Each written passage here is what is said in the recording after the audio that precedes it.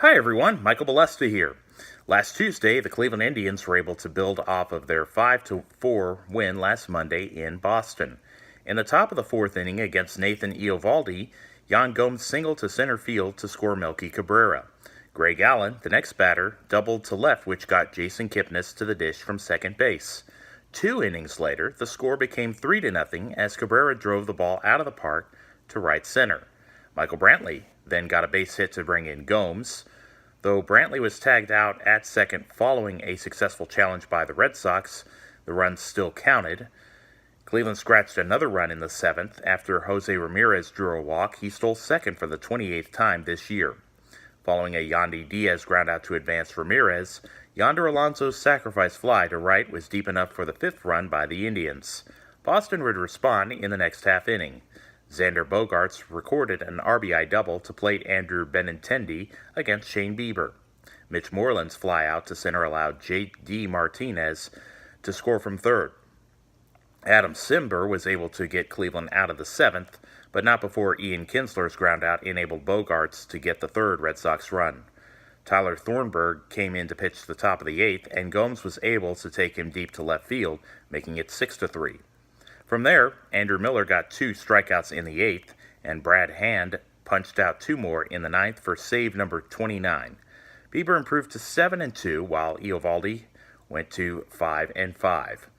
Wednesday, the Indians were off to a good start when Edwin Encarnacion hit his 26th home run of 2018, giving Cleveland a 2-0 lead.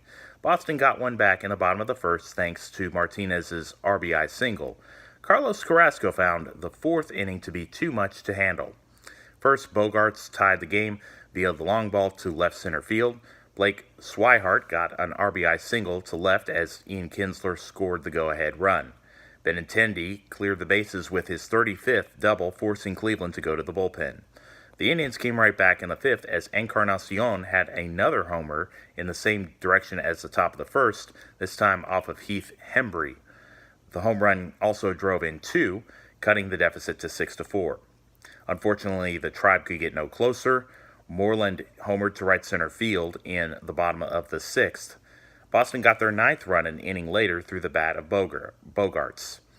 The Red Sox finished the scoring in the 8th as Martinez had another base hit to score Jackie Bradley. Matt Barnes got the win to go to 5-3, while Carrasco picked up the loss. The Cleveland Bats did not produce in matinee action Thursday as David Price pitched 8 innings, recorded 7 strikeouts, only allowing 3 hits to go to 14-6. With runners on first and second in the bottom of the 5th inning, Swihart got Boston on the board with an RBI double to make it 2-0 against Adam Plutko. After Cimber came in to pitch, it did not get better. Bogaerts and Eduardo Nunez each hit 2-run RBI doubles. The Red Sox added a 7th run an inning later as Martinez hit a single to center to score Mookie Betts against Josh Tomlin. Of the 4 Cleveland pitchers, Oliver Perez was the only one not to yield a run. Plutko went to 4-4 as Boston were 7-0 winners at Fenway Park. Friday, the Indians tried to snap a 2-game losing streak. The game did not start out well as Salvador Perez blasted his 22nd home run for a 3-0 lead off of Mike Clevinger. An inning and a half later, Brantley got a base hit off of Brad Keller to get Greg Allen to the plate in the 3rd inning. Cleveland drew closer in the next frame when Alonso hit his 21st homer. They were able to take the lead in the 8th as Alonso went deep again to score 2 more runs. Clevinger went 6 innings, then Andrew Miller went an inning, followed by Brad Hand for the 8th. Unfortunately, Cody Allen's appearance in the 9th was one to forget. Ryan O'Hearn led off the inning with a game-tying home run to left. The next batter was Hunter Dozier, who drove a ball to right center field for his 7th homer, and Kansas City celebrated with a 5-4 win at Kauffman Stadium. Saturday, the Tribe tried to bounce back from the heartbreaking defeat the night before. Cleveland struck first because Royals pitcher Heath Fillmyer was called for a balk in the top of the 2nd, allowing Alonso to walk 90 feet from third for the game's first run. An inning and a half later, Whit Merrifield hit an RBI single off of Corey Kluber, and Adalberto Mondesi tied the game at 1. Kansas City took the lead for good in the 4th as Ryan O'Hearn doubled to right field, scoring Salvador Perez and Lucas Duda. The Royals kept coming in the sixth as Duda earned his 12th home run. 3 batters later, Dozier got a base hit to get Jorge Bonifacio. Kluber allowed 9 hits and 5 runs to slip to 16-7. Dan Otero conceded an RBI double to Merrifield in the 7th, while Tomlin gave up a base hit by O'Hearn in the 8th, and Kansas City was assured of taking the weekend series with still a game to spare. Sunday, the Indians made sure that they would not be swept by the Royals to the tune of 12-5. Merrifield gave the hosts a first-inning advantage with a home run to center field. Cleveland cranked it into gear in the top of the 4th inning. Cabrera singled to right to score Encarnacion. Then Kipnis put the visitors ahead with an RBI single. Greg Allen's 6th double scored 2 runs. Kansas City was definitely rattled because pitcher Jorge Lopez threw a wild pitch, giving Roberto Perez the green light to get to home plate. The Indians picked up 5 runs in the inning. Salvador Perez connected for his 23rd home run for the Royals to cut the lead to 5-2. In the Cleveland 6th, Francisco Lindor hit a single against Butch Smith and drove in 2 more runs. Following a Duda 2-run blast in the 6th, the Indians made sure that this game would not slip away from them. Kipnis doubled to center in the 7th, and Cabrera made it 8-4. The lead was widened when Encarnacion hit home run number 28 against Jake Newberry the following inning, which also scored Lindor.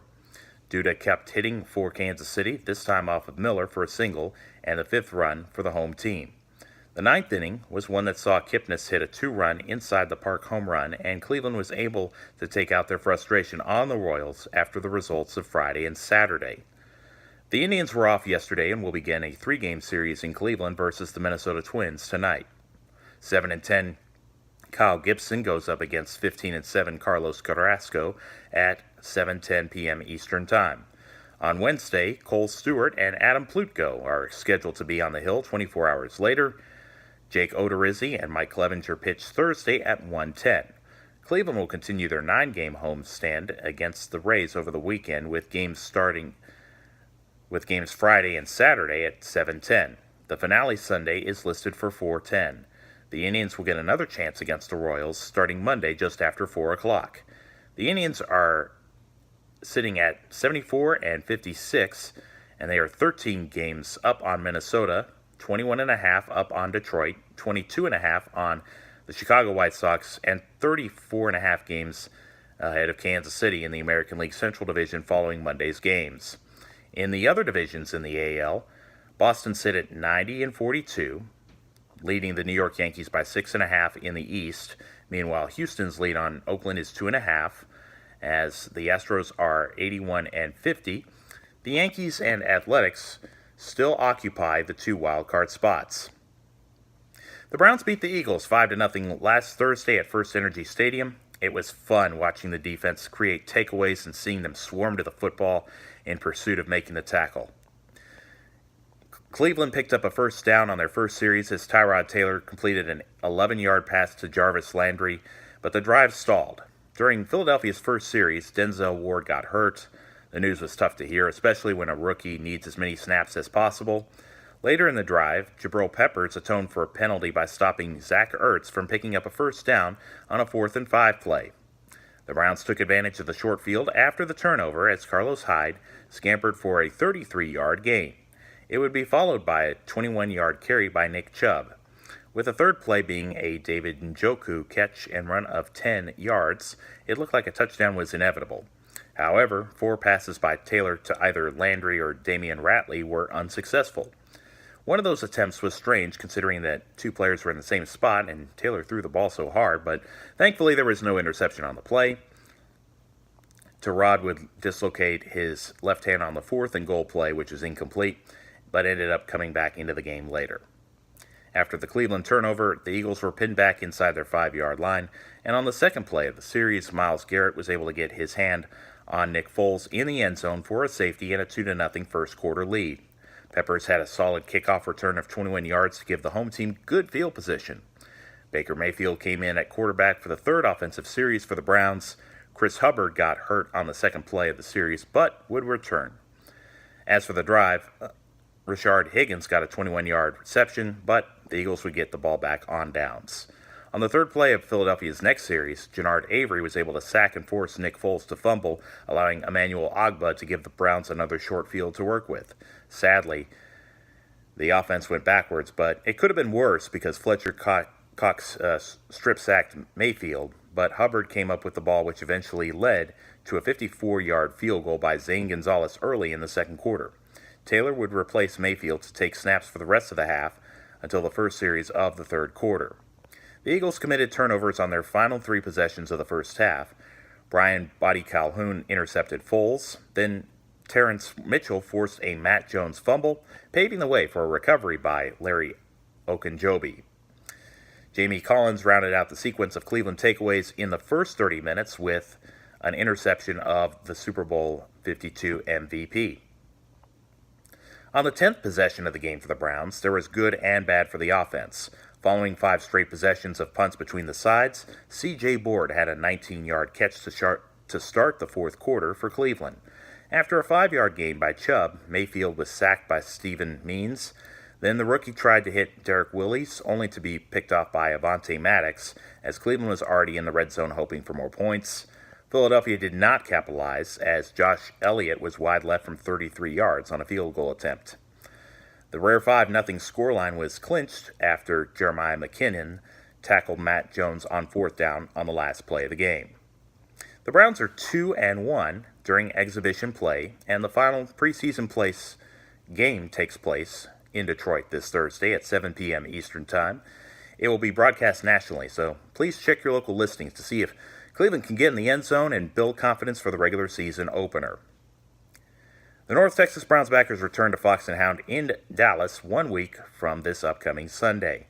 Fox and Hound is located on Midway and the Bush Tollway, so be sure to bring your family and friends. Kickoff is at noon Central Time on September 9th as the Cleveland Browns take on their rivals, the Pittsburgh Steelers. Also, please check out the Facebook group North Texas Browns Backers page and hit the like button for the latest updates there. If you live outside of the North Texas region, please search to find a Browns Backers Club closest to you. Your support is greatly appreciated. The text of this blog is available at http://www.mjbolesta2blogpress.com.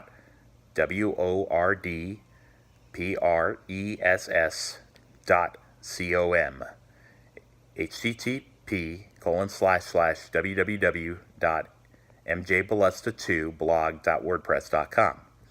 I'm on Twitter at MJBOLESTA2 and on Facebook at Michael Bolesta. Archive videos on YouTube can be found by searching Michael Bolesta II. God bless. Have a great week and be safe.